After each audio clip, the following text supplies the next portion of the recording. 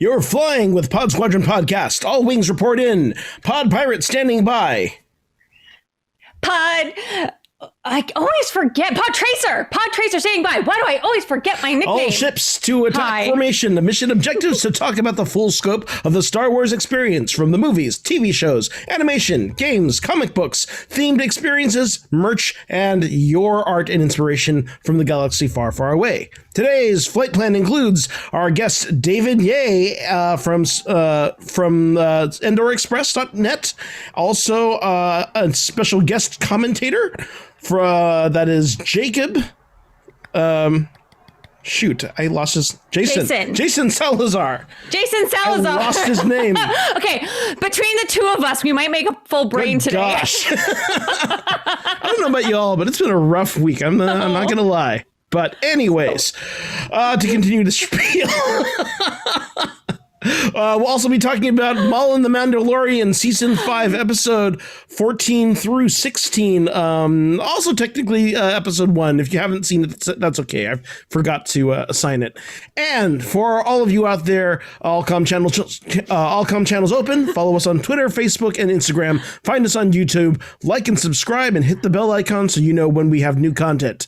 But first, I'll be your squad leader today. I'm Andy Lowe, aka Chinese Pirate, director, storyteller, puppeteer, performer, and fight choreographer. On my wing is Tracy, also known as Hot Nerd Girl, and writer, blogger, occasional cosplay artist when we're not in a pandemic, and all around trying not to be an alcoholic. During the pan-fuckery, I'm trying not to become an alcoholic. I mean, really, no. That's some real talk there. Good God. But we are just one squad in the fleet. We're part of the Geekish Network. That's twitch.tv/Geekish Network. And don't forget our auxiliary support ships, Digital Click Marketing, as we build and expand. As foils to attack position, we're going in. Whew. Oh, Andy, Lord. It's just the two of us for this first segment. You were singing the song. Yes, I know. Just the two of us. We can make it if we try. Just the two of us. Andy and I. Lord. We're down to Lexi tonight, but we're down to Lexi. But she's but we love her, and she'll be back next week. Lexi is away at Dagobah in training for now. But that doesn't mean we can't have a show and we don't have a lot of interesting stuff. I really love this 3-episode arc from Clone Wars. It's actually one of my favorites, and I'm sad that Lexi isn't able to join us for this. I know. But so I'm sure we'll catch up with her offline as her thoughts on it too. It ends on a sad note too. It does. Oh, it's tragic, and you know how I love me some tragedy. But we also, we'll be bringing back, we'll be coming back to our discussion about theme park design as it relates to Star Wars, or how Star Wars has driven advancements in theme park design. So we're bringing back David Ye, and we have our other special guest, Jason Salazar, as I mentioned before. Two amazing guests. Show. That's awesome. This is the first for us. But what other news that do we have in the galaxy right now, Tracy? Well, Andy, let me tell you. Oh. We have... Okay, so it was announced on Investor Day, right, that they were doing Star Wars Visions. Right. And then Star Wars Visions is going to bring all new creative takes on Star Wars from the world's best anime creators. So it's going to have that anime style. Yeah. So like, for instance, if you're familiar with the Animatrix, which did an all kind of manga kind of take on the world of the Matrix, or Gotham Knights was another one where it was an anthology film with a bunch of short clips. This is set for Disney Plus, but we don't have a release date yet even on this. No, but it's going to be called Ronin, right? Oh, well, this is actually the book. So we don't have a release date on the series, but they've already announced a spin-off book, which is crazy. Right. And when I first saw Ronin, I thought maybe it was going to be a Marvel crossover because of Hawkeye. Right. You know, which Ronin is a very Japanese inspired concept. That he kind of, makes this switch into more of like a Japanese inspired hero. The word Ronin Anti-hero? in Japanese kind of refers to a masterless samurai, right? This is like during the Bushido times, and if you were a samurai that decided to leave the employ of your shogun, you were a wandering masterless samurai, which is known as a Ronin, or kind of a mercenary, right? So the fact that we have a new anime-inspired novel about who knows what in the Star Wars universe called Ronin. Maybe a lone Jedi. Maybe, I also kind of wonder what era we're talking about too, right? I mean, is it Civil War era? Is it, High Republic era? I mean, there's a lot of interesting, who knows? Let me ask you this, Andy. Okay, because you would probably know better than I would with your martial arts background. Now, I know that samurai was not like an honorable thing for a long time. And then over time, it became an honorable position, right? Well, as far as they were concerned, they thought they were honorable. Well, of course. But they were, and now forgive me, because I'm basing this on, history shows that I've watched. It's like warlords, right? This is a warlord period. So it's kind of like feudal. It's like the Japanese equivalent of feudal. Or maybe times. It was a class thing. Maybe they were like a lower class, and then over time they became a higher class. Is that what it is? It's that the shogunate it was like literally like a medieval structure. So your shogun is basically your king, and they kind of operated as warlords. They conquered and controlled various land, and of course, there is all that rank and file with that. It's the ninja who were basically honorless assassins. All the shogun were like the knights, who were kind of honor bound to defend their shogun or their lead samurai, right? But of course, it's like honor is a tricky thing depending on whose perspective, right? Because everybody thinks they're the good guy. Even the bad guys think that they're the good guys, right? Right.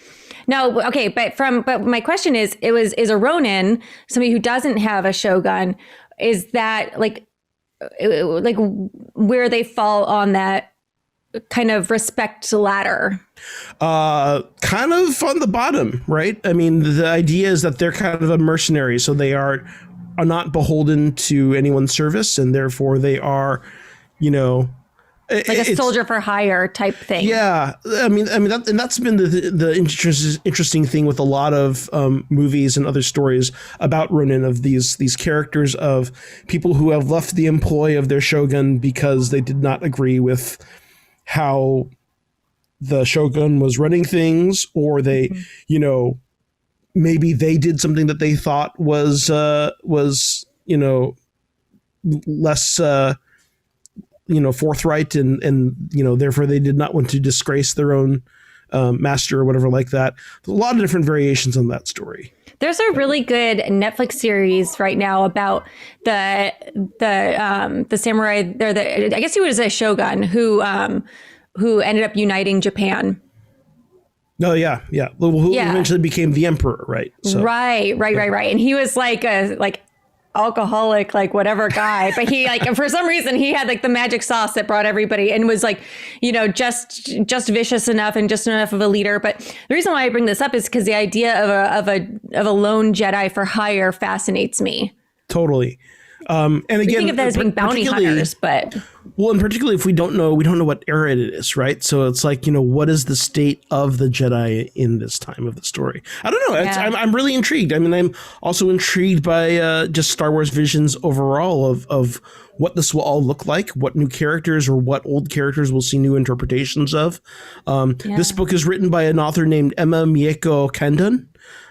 So if anyone is familiar with any of her work or prior books, please talk about it in the chat. Let us know if you have any intel about what kind of writer she is.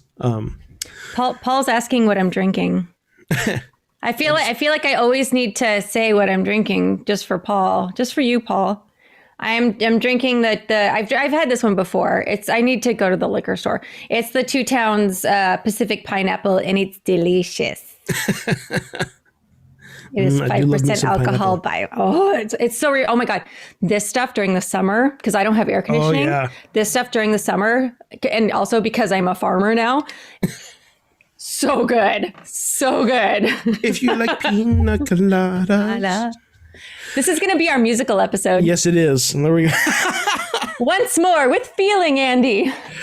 That's it for our news. The only other thing that, of course, we're here a part of the Geekish Network, and we are holding a fundraiser for the Stop Asian Hate movement after the many incidents, and the incidents continue to grow. There's still more stuff happening. It seems almost like every other day there's another incident. But please give what you can, or support or share.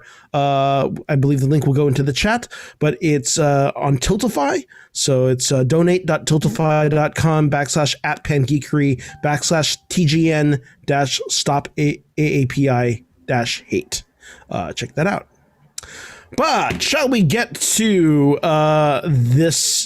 this round of episodes from the Clone Wars? If we must. If we must, we must. The enemy of my enemy is still my enemy. Sith apprentice Darth Maul was destroyed by young Jedi Padawan Obi-Wan Kenobi on the planet Naboo after the death of his master Qui-Gon Jinn. The experience would serve as his trials, ascending him to the rank of Jedi Knight and master to young Padawan Anakin Skywalker. But unbeknownst to him, Maul's hate and dark side power kept him alive long enough to be repaired and with prosthetic legs, and eventually reunited with his brother, the amazingly powerful Savage Opress. Hell-bent on revenge against Kenobi, fate has crossed his path with the seditious group of Mandalorians known as Death Watch, an extremist terrorist group wishing to return Mandalore to its old ways of military dominance and conquest. Seeing a mutual foe in Jedi Knight Obi-Wan Kenobi, Pre Vizsla, leader of Death Watch, hopes to utilize Maul's talents with the Force to take revenge on Count Dooku, the Jedi, and his rival, Duchess Satine, whose rule continues to be challenged and controversial due to her hardline stance on true pacifism. But Maul uses his intimate understanding of the Outer Rim underworld to build an army. The lines become blurred as to who is using whom. The conflict between Maul and his criminal empire, the Death Watch, Obi-Wan, and Satine become tense and personal, with the fate of the Mandalorian people hanging in the balance, and the ashes falling on a new, unexpected hero who may just hold the key to the future of Mandalore. Dun, dun, dun. Dun, dun. I still want music. I need we need a one of those things that has like sound effects buttons. Yes. Can I just tell you, Andy, that if I ever become a burlesque artist or a drag artist, that Savage Opress is totally going to be my name. Hot. My alter ego. Yes. Savage Opress. Would you go with the face paint? Would you homage the yellow skin and the tattoo patterns? I got to be honest with you. I don't know that yellow is my color as far as face paint. I tend to go with the reds. Fair enough. But maybe I'll meet them halfway and do like a burnt sienna. Oh, okay. You'd have to do the horns, of course. All about those horns. Very horny. Very horny. Mm-hmm. Acha! No, seriously though, I this was my first introduction to Savage Opress because I had only seen the first couple seasons of Clone Wars prior to us watching these, and because I just didn't. I started watching them on Netflix, and then Netflix it went away. Right. On Netflix. And so I never really got to go past that. So to see him be like the big hulking younger brother, I feel like that's a very common trope in a lot of things, even if they're not related brothers, like the whole, of mice and men, and just throughout literary and television history, you always have like this younger backup brother who's bigger and stronger. Outlander is also the same way. And so I don't know. I found that dynamic very, very interesting, and how I feel like they only have each other. Yeah. I also was just watching in the background while I was working this past week, the Elizabeth and Margaret documentary, because I need things that I don't have to pay attention to while I'm working, but I needed a distraction because I'm unable to just sit down and work. Like I need something going on. And so, yeah, I pick things that I don't have to really pay attention to, but it's a similar dynamic where they really only have each other as friends and confidants, and at the same time, I'm watching this episode arc and I'm watching Maul and Savage, and I'm thinking they're like Elizabeth and Margaret. But you never thought you were going to hear that tonight, huh, Andy? Savage actually has a really interesting story because when they do his origin, he is originally actually chosen to be Asajj Ventress's I guess Padawan? Not exactly Padawan, because she's not exactly a Sith, but basically when she decides that she wants revenge on Dooku after Dooku tries to kill her, basically she goes back to the Night Sisters and they make Savage Opress. So it's like he literally is Maul's brother, like actual brother. But they weren't like raised together or anything? Well, you learn a lot about the Night Sisters and the planet Dathomir and all of the Sith magic or the dark side magic that makes up the Night Sisters world. That's actually a story arc that we might revisit down the line as we get into some of the other characters as well. But it's really cool. Also, another interesting thing about Savage Opress, he is voiced by Clancy Brown.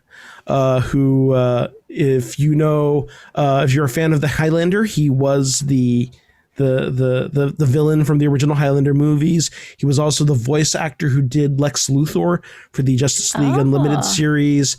Does a lot of voice acting. He actually, his other Star Wars appearance, he was the Devaronian, the big, huge red guy when they did the heist, the jailbreak episode. In which show? In Mandalorian, actually. So in Mandalorian, remember when they first introduce Bill Burr's character? Yeah. And it's Jailbreak? Yeah. The Okay, big, huge devil-looking dude. Yes, I remember talking about that. Yeah. Yeah, that's Clancy Brown. So I mean, It's very fun to see him in everything that he does. And is it Sam Witwer is the one who does Maul, right? Sam Witwer, who has been the voice of Maul through the Clone Wars, has done a bunch of other stuff. He was, of course, the voice of Starkiller in the what are the name of those games? The Force Unleashed video games. And also did some guest appearances on a bunch of television. He was on Being Human. That's where I know him from, because he was the vampire on the American version of Being Human. Ooh, he'd be a good vampire. I can see that. He was also he's kind of pasty. He was also naturally on Smallville too. I think he was a villain. That must have been later seasons after I stopped watching. I stopped watching when Clark and Lex Luthor were still friends. Oh, that's early on. Let's talk about Eminence. So this is episode 14, the first episode where we basically watch Pre Vizsla thinks he can control the Sith, and boy is he wrong. So the quote that this begins with is, "One vision can have many interpretations," which is a great quote and pretty much describes this whole episode of how Pre Vizsla has this grand vision of how he's going to take back Mandalore from Duchess Satine using these Sith to get past the Jedi and get past Dooku. And wow, he loses control very quickly. It was like they both had a plan and were using each other, but then they both would change their plan, but they were still using each other, and then they would change their plan again, and then they were both using each other. It was just like constant chess, right? A game of chess. Well, and it's also kind of really cool to see. This is like maybe one of like 3 times that Maul tries to organize the entire underworld, right? So we see him basically using Death Watch to conquer the Black Sun, take the Pikes just sign up right away because they're just afraid that that he's coming for them next. And then he even gets the Hutts to side with him. So we see Jabba the Hutt get scared and go, ah! And it was fun to see lots of Hutts in the same room together too. Totally. Yeah. All the crazy Hutts, all doing their thing, slithering around. I really like that they kind of not you wouldn't think they'd be very fast, although very slippery. Yeah. I imagine it like a combination of like a seal and a snail. Where they're just like, you know? Yeah. Like maybe somewhere like seals are pretty like, oh wait, seals flop and Yes. snails go like they kind of worm their way through, right? Yeah. But they have like the 1 foot. I wonder if they're like a slug where Oh, they just that's have 1 right. I foot. always forget about the 1 foot. Technically snails have a foot too. It's just very long. Well, I mean, basically slugs are naked snails after all, right? I mean, Yeah. Wait, do slugs have a foot too, or is it just snails? I think they also have a foot. Like I think they're literally the same thing except without a shell. I don't think. Well, okay, so maybe there's different kinds of slugs. Like I remember when I was living in Oregon as a kid, I remember like an army of banana slugs coming up the walkway towards my door, and me thinking that they were way bigger than they were. But when I find slugs in my garden and I feed them to my chickens, they don't. They're just like kind of like a conical shape. They don't really have like an obvious foot like the snails in my garden do. I remember like there's a stand-up comedian who's like, yeah, like God blows his nose, and of course the French guy eats it. No, I'm really sorry if anybody is French here, but the French also are more prone to that zombie virus. You know that zombie virus that cats can get? Because they get it from eating from the stuff that they eat. They don't eat like fully cooked foods. So there's like this zombie virus that the animals can get and cats can get. And like the French are the most predisposed to getting it because of their diet. And so like a certain percentage of the population has like this like zombie virus in them. Anyways, okay. So I do really like the callback that Maul says to Pre Vizsla. The vision has expanded. It's very kind of much an homage to Darth Vader saying to Boba Fett, or not Boba Fett, to Lando Calrissian. I've altered the deal. Pray do not alter it further. Yep. There was another one. Was it in that episode? Oh, never mind. That's a future episode. Future episode. There's also kind of some interesting thing where basically Pre Vizsla keeps trying to, put Mandalore higher on his priority, and he mentions that Mandalore actually speaks for 2,000 neutral systems. So, like, when you really put this into perspective, right, the impact of uniting Black Sun, the Pikes, and the Hutt Empire with 2,000 neutral systems, that's a sizable force. Like that actually becomes a really interesting, truly a third faction between the Separatists and the Republic. And later on we see how this ruffles Palpatine, but it's an interesting turn of events. The Nihil 2.0. The Nihil 2.0, truly.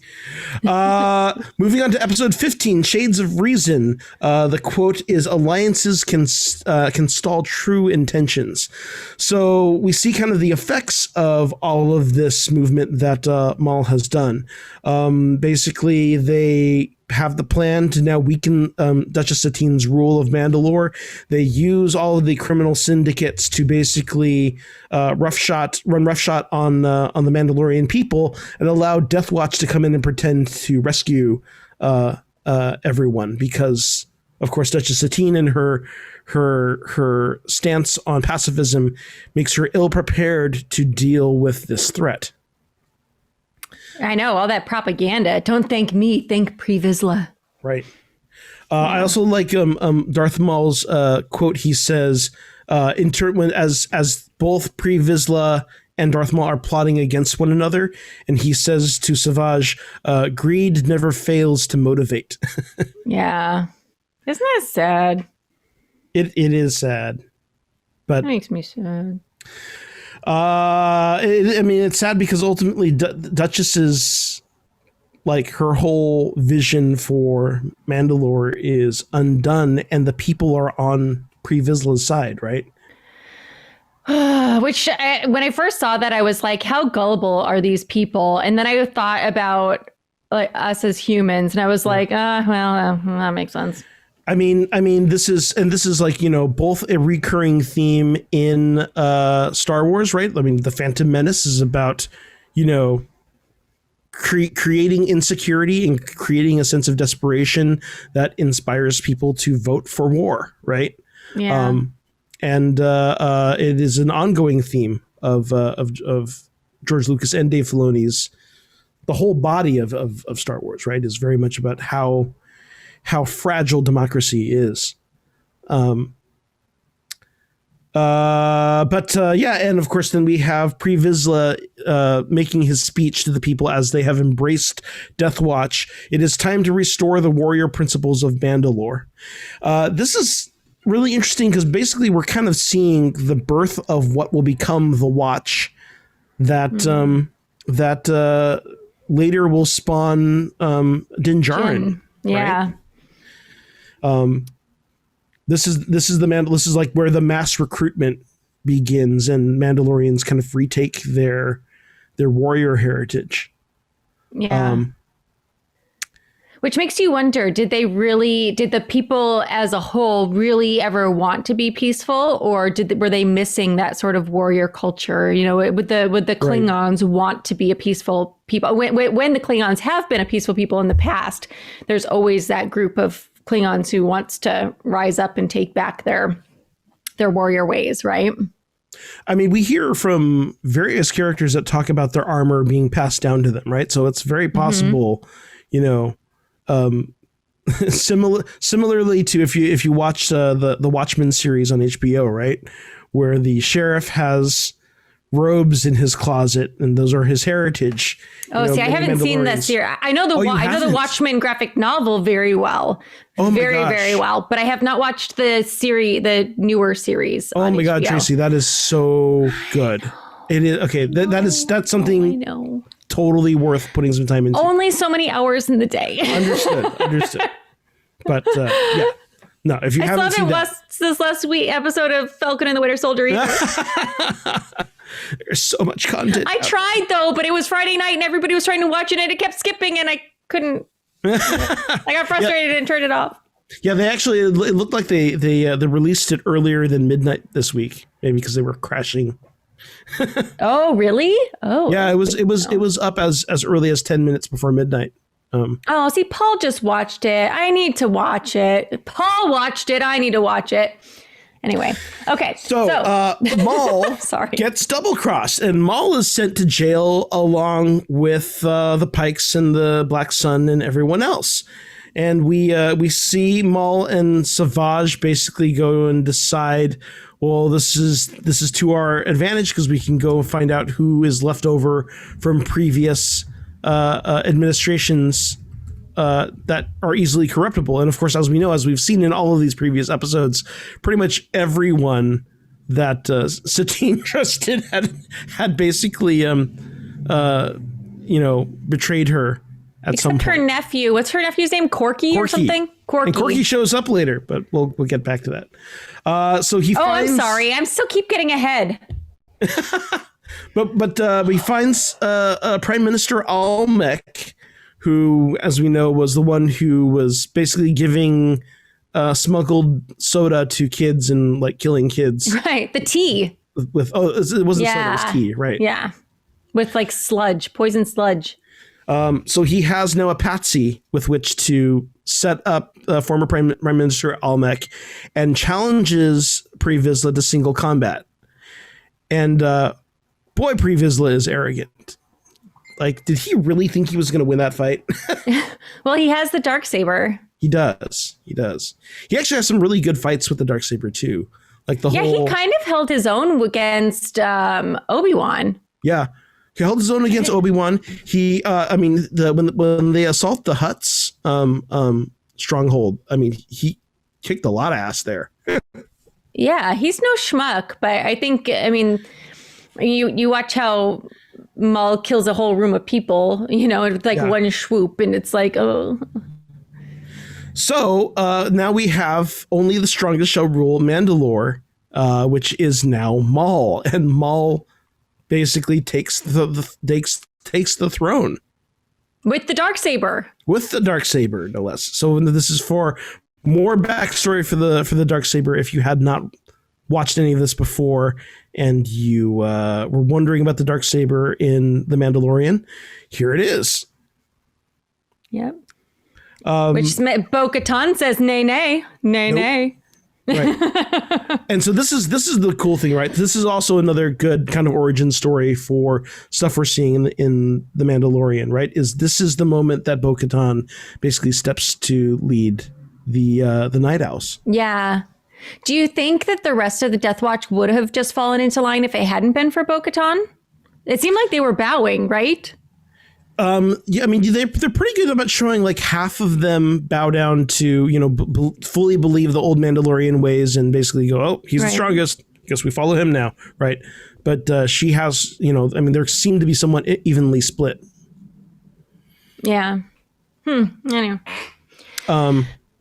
Needless to say, Pre Vizsla is the first of the deaths. Yes. And he's the pre-death. So basically they have Almec addressing the Mandalorian people, claiming that Duchess Satine murdered Pre Vizsla, and Satine is now under arrest, and the Mandalore will be strong and will be known as the warriors they were meant to be. And you have the great line from Darth Maul saying to Almec, "Go rule my people." My people, puppet, dance, monkey, dance. And of course, we get to the last episode 16, The Lawless. The quote is, "Morality separates heroes from villains." And what's the first thing you were talking about him before? First thing we see is Corky. Corky comes. Were you disappointed that Lucy wasn't in this episode? That Lucy? Lucy Lawless. Wait, who was Lucy Lawless? Because the episode, the actress Lucy Lawless. Well, yeah, but who did she play? Wait. She doesn't. I'm just saying it's called The Lawless, and I was a little sad that Lucy Lawless wasn't in it. Sorry. I'm catching up. It's been a long week. We're sharing a brain today, Andy. It's okay. When are David and Jason coming in to give us 3? We need a couple more brains. I'm amazed that we've been able to talk just the two of us for a half an hour with our half a brains each. Anyway. Okay, last episode. We're doing okay. Every time I go off track, you're like, anyway. And I'm like, excuse me, as I get back in line. Usually I'm sandwiched between you and Lexi, keeping me in line, and it's all you, buddy. I'm sorry. And I'm still on my first cider. Drink more. Okay, so now we have Bo-Katan has worked with Corky and his fellow classmates. These, of course, are the classmates of who were all trained by Ahsoka Tano, and they help her make a transmission to Obi-Wan, who basically is called to the council office. And what does the council say?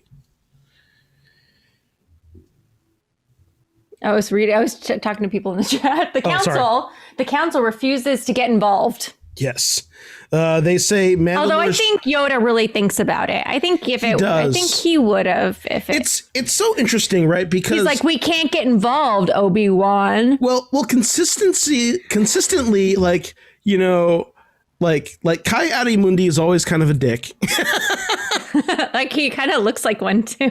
Well, he's very Vulcan in his like very logical. Oh, he does look like a dick, doesn't he? He does. He looks like a dick. Looks like a walking dick. Literally. But he also acts like a dick. But he's he's kind of Vulcan in his very kind of emotionally detached, just the facts man ma'am kind of way. And he says Mandalore's neutrality means the Republic will not get involved, which is, again, like the ongoing thing, and we'll of course see Ahsoka kind of call out how the Republic and the Jedi tend to play politics before they follow what's right, leaving Yoda in with a raised eyebrow as he looks to Obi-Wan. But then we have Obi-Wan to the rescue. So he goes rogue, of course, because Satine is his one true love. Because he loves her. Her. He wants to hug her. He wants to kiss her. But he also takes Anakin's ship, which after 5 seasons of Clone Wars is a major hunk of junk. And I forgot about this, but that's a very funny bit of how they get rid of Anakin's ship. I half expected when am I getting ahead again? Huh? When somebody comes and just starts force pushing people away, and confronts Maul, and he says, I see that you have overcome your injuries, like that's swell, but you've been replaced. You're not an apprentice. There can only be 2, and you've been replaced. I was half expecting a hooded Anakin to show up. Oh yeah, I know. Well, we're not quite there yet, right? I know, but at one point, because I looked down at my puppy for a split second, at one point he like jumped down and landed, and I actually thought for a split second that was Anakin in a robe, and then I realized it was still him. But right, yeah. Well, and we get. I mean, yeah. So we're talking, of course, about Darth Sidious, who Darth Sidious is like, dude, Maul's fucking shit up. I'm gonna go deal with this problem, and he shows up on his own. And basically we have this big 2-on-1 fight between Savage Opress and Darth Maul versus Darth Sidious. And it is a crazy fight. Which leads us to death number 2. Death number 2. We lose Savage Opress. Let's see here. You already called some of the quotes that I also set aside. He said, you are no longer my apprentice. You have been replaced. He says, I'm not going to kill you. I have other uses for you. Which is interesting. But yeah, Maul gets beat. Maul gets beat in a big way. And it is interesting to, when you think about what Maul is doing to basically, he's doing it all purposefully, kind of getting the attention of Palpatine, because he kind of knows, he doesn't know the full plan of Palpatine, but he knows enough. Yeah. And this takes place before Solo? This takes place before Solo. It does. It is Solo. Yes. Okay. So he unites the Black Sun, the Pikes, and the Hutts. But in theory, he has not created Crimson Dawn yet, because we know that later on he will still rule this underworld called Crimson Dawn. But presumably, this is the foundation of Crimson Dawn right here, right? Yeah. And Vision will be his number 2. And Vision will be his number 2, yes. Also, when we have Obi-Wan coming to the rescue, and he does the whole deal. He gets in a Death Watch uniform, frees Satine. Of course, they get captured again. And what happens next? Death number 3. Yeah. This is tragic. This is of course, Darth Maul knows that killing Kenobi will not get him revenge, but he's figured out that Satine is his one weakness and his true love. And, Obi-Wan tries to get all defiance. Like, if, you can try and kill me, but or you can kill me, but you won't, you'll never destroy me. And then he kills Satine. And she says, my dear Obi-Wan, I loved you always. I always will. I know it's like weird 3D animation, but when they zoom in on Obi-Wan's eyes and he's like, I was like, oh. He does a little eye dart and he does a little squint which is very well done.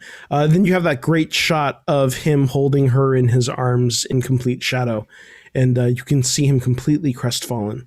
It is so interesting. You know, we've been talking about these previous episode arcs where we've seen. Of course, we know that Anakin has his issues with attachment with Padme. We know we've seen Ahsoka have to give up her attachments with Lux Monteri, and now we've seen Obi-Wan basically lose. You know, this is kind of his one last like emotional. Well, I mean, okay, not his one last, because of course he's going to lose Anakin very soon after this. But and then Padme. Yeah. You know what? Okay, so I am technically half Catholic. My aunt's a nun, and this, so like this whole idea of the Jedi having to be celibate really kind of pisses me off, because I kind of feel like it is a reflection, or in some ways was like modeled off of priests. Mm-hmm. And, having to be celibate, and how that has led to so many problems, not that the Jedi is full of, what are they called? Kid people. Oh gosh. Pedophiles. Thank you. Kid people, whatever. People. Yeah. No, pedophiles. Not that the Jedi is full of pedophiles, because it's, obviously not. Like, we've never heard of that before, right?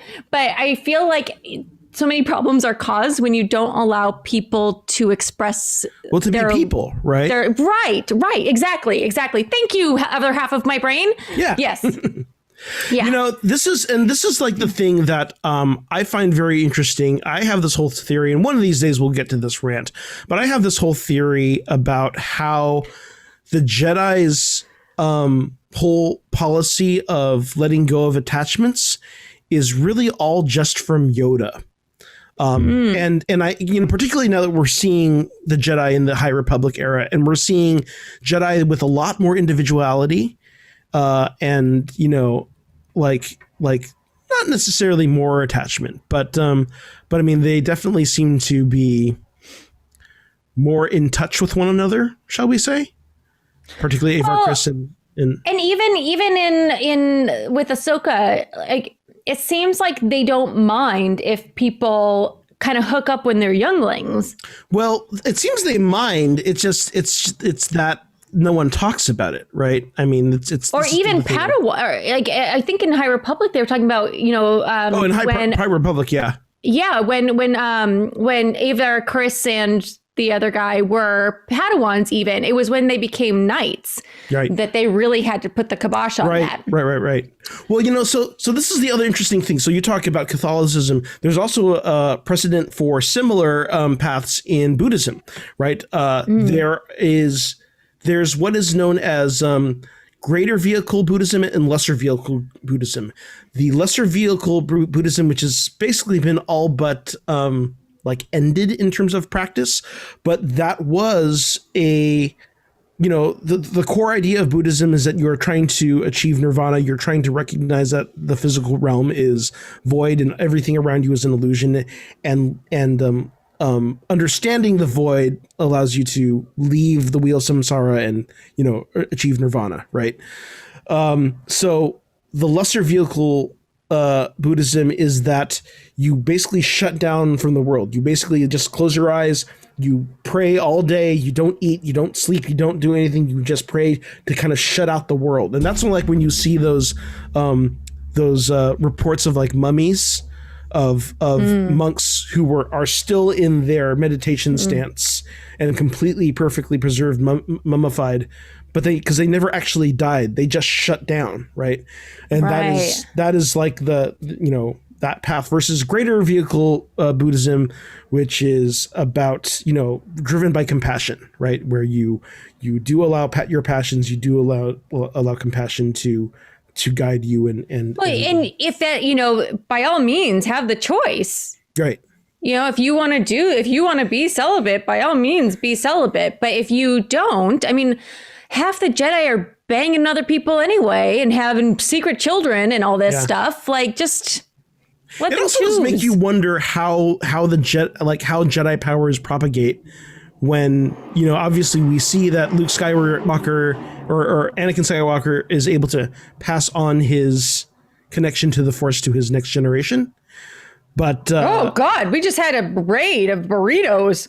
Oh, what? Like a big old burrito raid. A burrito raid? I think from Earl. I like burritos. Oh God, there's so many burritos. There's a whole thing of burritos. I want a burrito now. I want a burrito. I haven't had a burrito in so long. I want a burrito. I haven't had a burrito in like a year. LA is very much a taco town. We don't have as or at least I don't know if you know a good burrito place. Put it in the chat. Let me know. I'll have a burrito over. I like tacos. Don't get me wrong, but I'll have a burrito over a taco any day. Thank you, Earl. Earl is our good friend from the Pangeekery show. One of my co-hosts there. We're on Monday. Yes, Earl, a year. We've been in a panfuckery pandemic. Yes, a year. Everybody's questioning a year. Yes, a year. Oh, Kevin, you moved back east. Finding a good burrito is problematic. My friend Solveig had to move back to Norway. Try finding a good burrito in Norway. Put me back in line, Andy. Put me back in line. So we're actually just finishing up talking about these 3 episodes from the Clone Wars, which is season 5, episode 14, 15, and 16. This is we just talked about the death of Satine, which is the true love of Obi-Wan Kenobi, and also we see Obi-Wan Kenobi getting freed by the Night Owls in Bo-Katan, and Bo-Katan tells him, "Go back to your Republic. Tell them what's happened here." And he says, but that means the Republic will come in and occupy Mandalore. And she's like, yeah, but Maul will be dead. And we kind of see the beginning of the conflict that we know that she's been on, trying to return Mandalorian rule to Mandalore, all the way up to the Mandalorian show. Yeah. Also, thank you, Earl. Thank you, Early Be Good, for the raid, and welcome everybody. So any last thoughts on this set of episodes? Absolutely not. Bring in David and Jason, because we need more brain. And I need more people to keep me in line. Hope you enjoyed this round of episodes.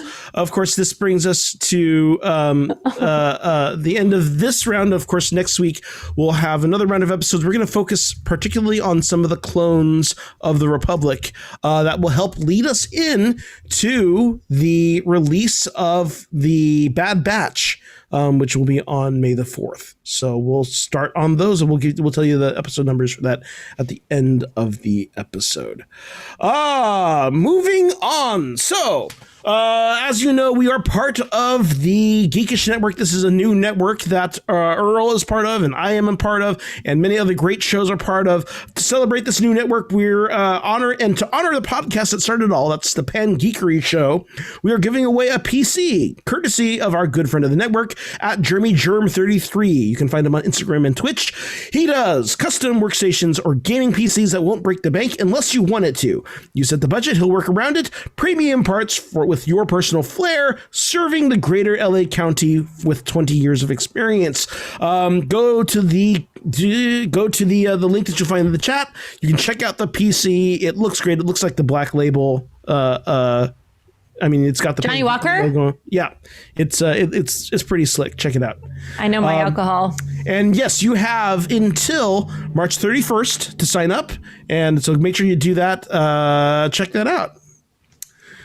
All right, moving on to our next segment. We are going to go back to talking about how Star Wars has been inspiring and pushing the realm of theme park design and immersive design for years now, decades really. We are bringing back David Ye from IndoorExpress.net. David Ye is a Southern California resident, infatuated with all things Star Wars and Disney. Now that they're under the same umbrella, he has targeted anything combining the two. As one of the reporters and photographers of IndoorExpress.net, David has covered the closing and relaunch of Star Tours and and the grand opening of Star Wars Galaxy's Edge. On the side, David is designing tropical-style tiki mugs for the Lost Temple traders. Welcome, David.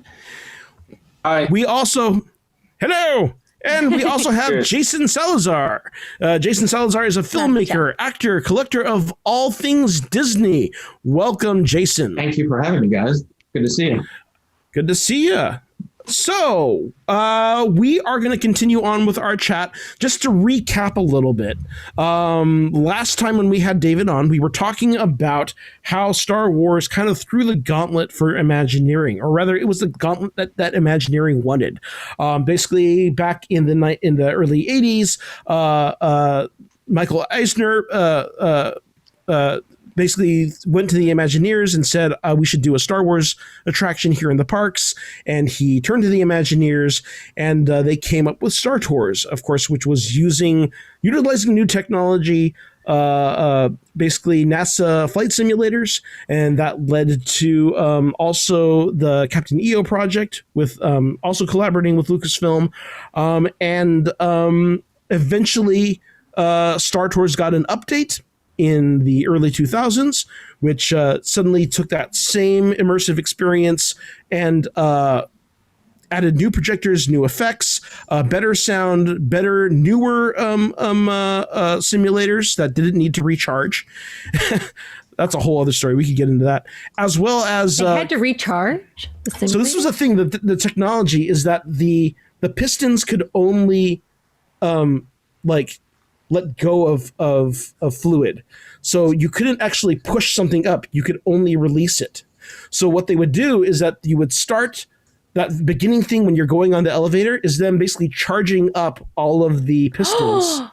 And then all they do is they drop you a little bit, drop you a little bit, drop you a little bit, drop you a little bit, drop you a little bit, drop you a little bit. So all the motion that you're feeling is never getting pushed up, but it's just dropping. So that feeling of going to light speed is the rear pistons dropping out from under you. What? That's how it worked back then. And of course, when you get to the end of a sequence, then they charge you up again. So then, you escape the comets. I had no idea. And then they charge you up again, and they push you back up to the top, and then drop. Wow. I learned something today. Thank you, Andy. I love this stuff. I love theme park design. You don't even need us around, really. You can...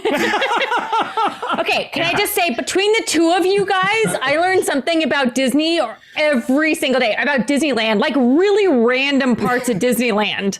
But I'm like, because you guys are annual pass holders and I am not. Somehow you let me in this group. I don't know why. But you guys can go for like 2 hours at a time when it's not a pandemic and go to these little back areas and discover these things. And so you guys are like these walking encyclopedias of knowledge about Disneyland. And at some point I need to go to Disneyland with you guys. I just want them to hire me eventually. That's my end game here. Same. So we're going to start talking about specifically Star Wars Galaxy's Edge. So we've talked about kind of how we got to this point. Can I ask a question? Yeah. If Star Wars takes place in a galaxy that's far, far away, but a long time ago, why is it in Tomorrowland? It's not in Tomorrowland. Star Tours is. Star Tours is. Yes, sorry. I thought you were Galaxy's Edge. It's a long time ago in a galaxy far, far away. So why is it in Tomorrowland? Timey-wimey. Because it's so far away in the past that it's in our future. Yeah. So it's like, as light reflects back, we're actually looking at light from long, long ago. So it's, is this like some Tony Stark time travel shenanigans? Also, Tomorrowland is the technology of Star Wars is kind of our future as well. And Disney has often said that Tomorrowland is about science fact and also science fiction. So it falls under that category of Tomorrowland. Okay. Even though I don't know where Buzz Lightyear falls into. That's like cartoon. So yeah, I don't know. That's a whole other topic entirely. It's a whole other topic entirely. Well, that was what ride was that? Oh, that was the Circle, the 360. Circle Vision, right? Yeah. Oh, I missed that. That was so cool. Yeah. There were so many things that was just of the present in Tomorrowland also. So I think anything that had anything to do with flying spaceships, they were like, let's do it. Let's bring it in.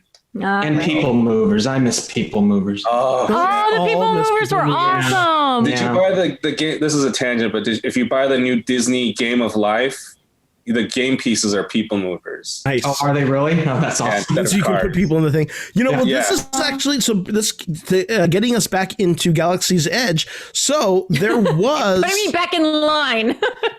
There was actually a plan for a third attraction in Galaxy's Edge, and the idea of it was based very much on a people mover, and that was basically a ride vehicle that would give you a tour of the planet of Batuu. Do you want to talk? Do you know about this ride, Jason? I'd seen like when they had concept art of it. Weren't you supposed to ride like a bantha and like go like across like the entire portion that was going to go around, and then I guess they just didn't do it because of, you know, money reasons, and I guess that's also why Oga's was so small, because that was supposed to be like, I believe, the waiting area for a much larger dinner show. And they're like, nobody wants to go in here. We'll be lucky if they go into the bar, and then everyone like. It went crazy, and it's like, oh, I guess we should probably build the dinner show now, huh? Yes. Wait, they thought nobody was going to want to go into a bar? I have a friend whose wife is a Disney Imagineer, and I can't talk about things she talks about, but I mean, like, I remember like she had heard things back in the day, and she's like, yeah, they were just really insistent that no one's going to really want to come in here. And so they're like, let's just open this, and that's plenty.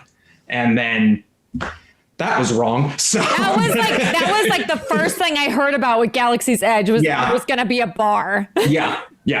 No, it's fantastic. I try to get in there. Well, back, you know, pre-apocalypse times, you know, that was the first thing I would always hit. And then, you know, you get drunk and then you ride Smuggler's Run and you're like, oh, okay, this is great. It's hard to get drunk there, though, because they don't put a ton of alcohol. That is true. This Norwegian girl can't.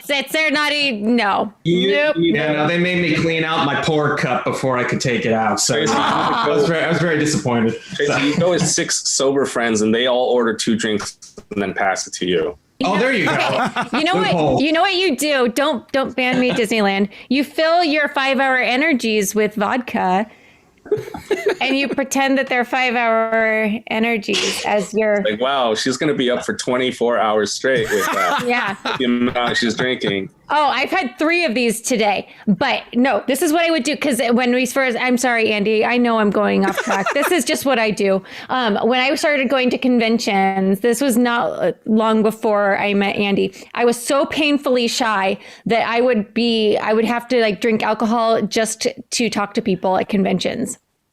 So I would always have like they had initials on the top because some were Yukon Jack and some were Frangelico and some were vodka. So you knew what you had, right? Yeah. So.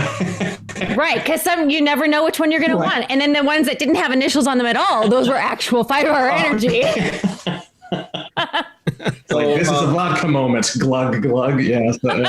So I'm going to use that for work. Otherwise I couldn't talk to people. No, I'm going to use that for work. Thank you for pointing that out. That's going to get me through a lot of days. So here to help. Let's come back to this this Star Wars, this Galaxy's Edge people mover. So David, there's actually some photos and video footage. Well, in the right? very first Galaxy's Edge presentation at D23 Expo, they did have a giant screen on the slides of a white furry animal with ginormous tusks coming out. And if you Google Endor Express and then Galaxy's Edge third attraction, you'll find this article that we put up with a small video. And they showed the video of the Imagineers kind of testing out this technology of you would have an animal. I don't know. I don't have a.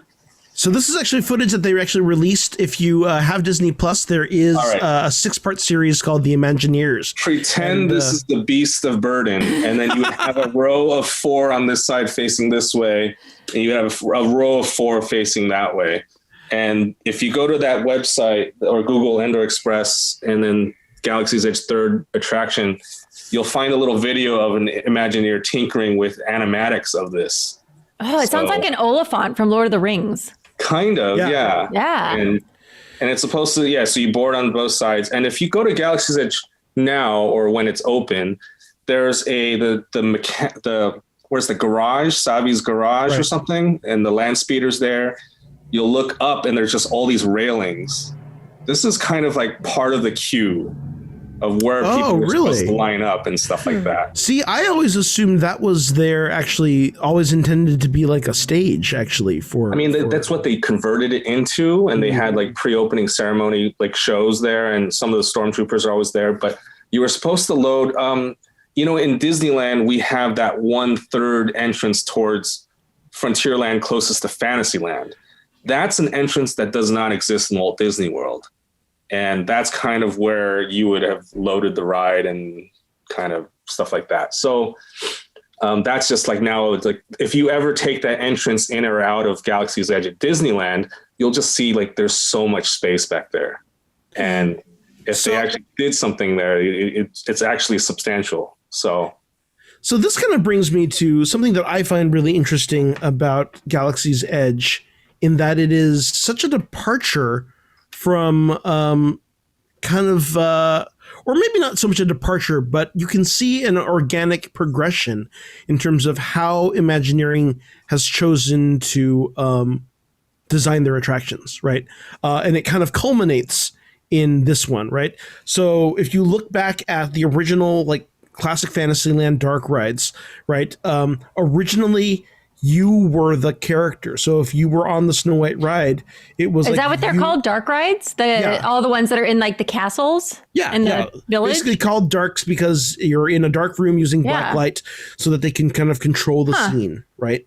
And the idea was that you were Snow White. So you would see the dwarves, you would see but then people started complaining that you never get to see Snow White on the Snow White ride. So then they started adding in the characters into the ride, right? So then it's like you're kind of on a ride along, right? So that's like Pinocchio or even Pirates of the Caribbean, Jungle Cruise, where you're kind of riding alongside the main protagonist, kind of discovering the story as you go.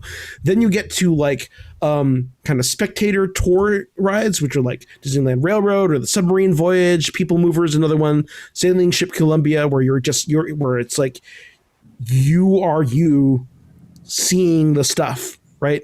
And then you get to rides where you are the central protagonist.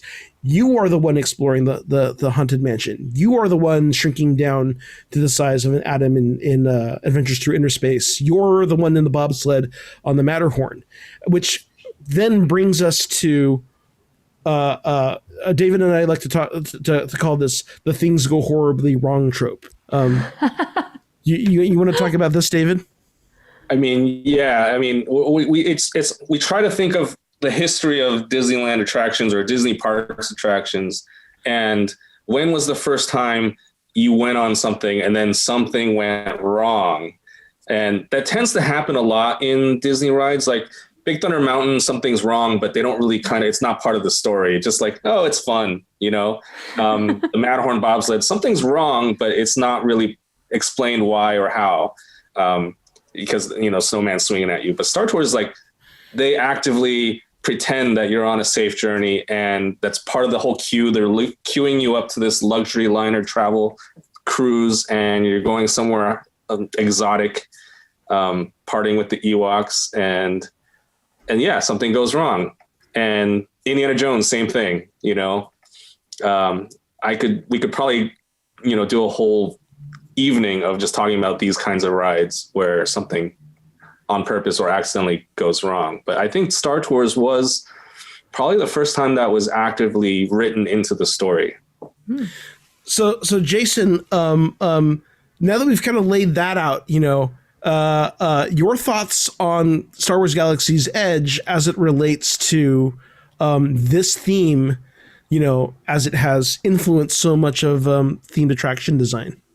Yeah, I mean, when I first, I went to the preview back when you had to, you know, pay to get in for like 2 hours, and, you know, you had that very small window of opportunity. I went with a friend, and then I also went to the actual opening. And I mean, it's so immersive. I mean, that's obvious to say, but the thing I love about it is just the transition from Disneyland to Batuu is just, it's amazing. I mean, like, they really made that work. And it blows me away every time, because when you're in there, I mean, I don't feel like I'm in Disneyland. I mean, like, they've done a really good job of hiding all the sight lines. You can't see any other attractions at all. I mean, they really wanted it to be like you are on another planet, and I think they succeeded tremendously. And I was fortunate enough to go on Rise about 2 weeks before everything shut down. So, I mean, I went with my family. So I was, thank God I got to go on that. And you made it by the hair. I still haven't been on it. So no, yeah. I mean, like, I went with my wife and daughter, and the first time we went there, I'm trying to queue it up on my phone and that app and that whole debacle of bullshit, just trying to get it to work. And I got like a really late time, and I'm like, it's fine. We got on. That's great. And then when we were going to leave the next day, we're like, let's go on one more time and just see if we can snag a time. And we waited right outside the gate, and we got the first group. And I was like, oh my God, how is this happening? And it worked out, because the first time we went on, speaking of things not working, a lot of the animatronics and things were busted. Oh no. Kylo Ren was in B mode. So it was just a screen of him flying by going like, I'm going to kill you now. And then and I was like, oh, I know there's an animatronic. Where did that go? And then the second time we went on, everything worked perfectly. Nice. And it was fantastic. I mean, I know a lot of people haven't had the opportunity to experience yet, and I'm not bragging in the slightest, but I mean, when the parks reopen, I mean, like, it truly is just a marvel. I mean, like, what they did with that, I still don't know how they made some of that work. And it's Rise. Just that ride. Just that ride. Rise of the Resistance. Yeah. Is the name of the ride. Smugglers is great. It's like a giant video game, and I love it. But I mean, Rise, it's just like, that is right now like the cream of the crop in terms of Disney attractions. So I still do really, really miss the people mover. Well, let's talk about this idea of 360 immersion, right? Mm-hmm. So as Jason was talking about, right? It is fascinating how it's the one land in all of Disneyland that doesn't have that you can't see other widgets from, right? They like to talk about, if you're in Frontierland, you can still see the peaks of the towers of the castle, which can guide you forward as to placemaking of like where you are in the park and how to get to another place, right? But when you are in Galaxy's Edge, the sight lines are controlled in such a way, and even honestly the sound is controlled in such a way that you cannot hear the train whistles or the boat tooting or anything like that. And when you're on the train, you can't really even see into Galaxy's Edge. Like, even if you turn and look behind you, they have it all blocked. Like, there's rock work and trees, and they just don't want you to know what that is until you're in there. And I think that's such a great touch. It's like Harry Potter at Universal. Like, once you walk past that entrance, you are fully immersed in the world, and it's magical. I love it. They made such great use of that space, because when they first announced it and they said they were tearing up, the barbecue and the Big Thunder Ranch, and I was like, that's not that much room, is it? Like, it was very misleading. And then as we watched it get built, it was like, boy, they really Tetris this in here, didn't they? So, because I mean, it was just, it's epic. It's just epic. Well, we did lose 25% of the rivers of America too. We did lose that. That is as well as the entire like parade rehearsal building too. Yes. And the ranch where they tended to all the animals. But let's talk a little bit about this idea of the 360 immersion. Tracy, what about animals? You had mentioned about Harry Potter, right? Yeah. So David, you want to talk a little bit about how Harry Potter experience kind of threw the gauntlet at Disneyland, or at Imagineering? Well, I mean, just pretend like J.K. Rowling's not a thing right now. Well, the funny thing is that the Harry Potter land was designed by Disney and meant to go to Walt Disney World, and then that's right. And there was a big and I think for them, like J.K. Rowling had specific things about how intimate she wanted it. She wanted complete control of how it was going to be, and I think Disney was like, thanks, but no thanks. We have our way of doing it, and at that time they were the very best of the best, and Universal was not going to come close. So they were not worried about the competition. Universal took it and whatever you want, J.K. Rowling, we'll do. And because what do we got to lose? They got nothing. And they really changed the scene, because when everyone went to Walt Disney World for a week, they would maybe some of them go to Universal for a day. And now I'm absolutely going to Universal for 2, maybe 3 days. And oh my God, it's amazing there. Yeah. It's between the two lands. Oh God, it's so much. If you're going to go to both, go to Hollywood first and then Florida, because if you go to Florida first and then Hollywood, you will be disappointed. Well, just go to Florida. I mean, specifically, though, what we're talking about is this idea of 360 immersion, right? The idea that you do not see the rest of the park from anywhere once you're in that world. Also, it's completely unified. It's not just environments and attractions now. It's merchandise experiences. It's food, right? Right. Well, Harry Potter really changed the scene, because if you notice Disney also kind of had a Bugs Land sort of, but there was like no merchandise tie into that land. There was no restaurant or eatery. It was just like a very forced land to satisfy the kids. But that was, so I wouldn't, Cars Land, came 2012. That was after. Yeah. So Harry Potter was kind really, of Disney's first stab at 360 right. immersion. So Harry Potter first came on the scene.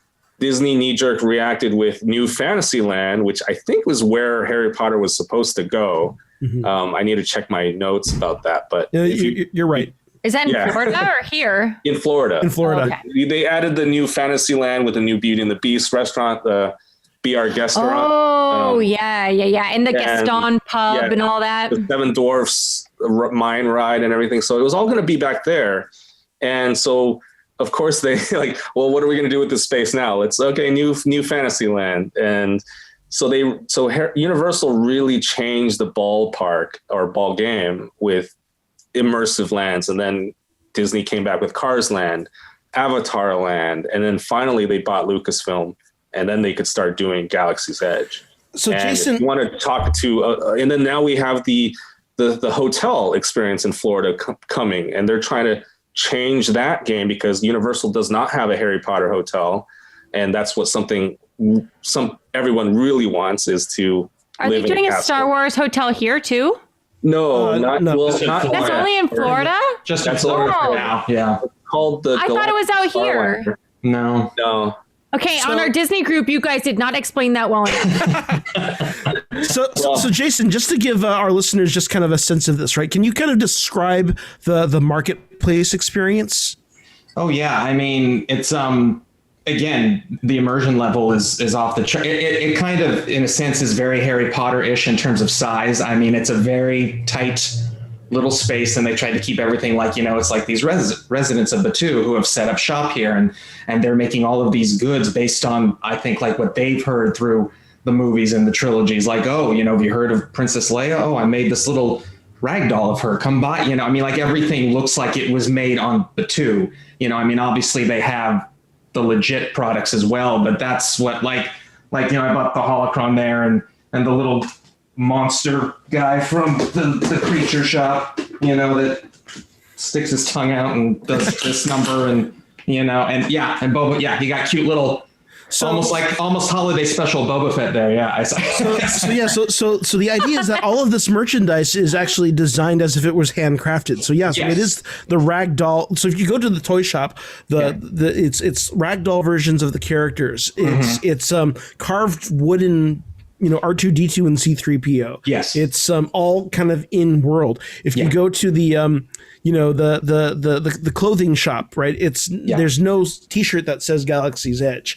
It's actually Jedi tunics or Sith robes. I think they did relent a little bit and they put some Black Spire souvenirs, right? Yeah, well, they made like this. They made this that for when the opening day. In your face, Andy. In your face, it says Galaxy. No, but you had to buy that in Tomorrowland. Correct. You could not buy that at the two. You had to buy that at Star Traders. So you could get like a perfectly little goofy snow globe of Black Spire. That is like totally out of like a tourist shop. Right. Oh, you mean at the jewel, like the jewels of Bith. Okay. Yeah, that's like tourist. And you can get the really cool, metal sporks that people were stealing and selling on eBay. And I want one. Now they're back apparently in Florida anyway.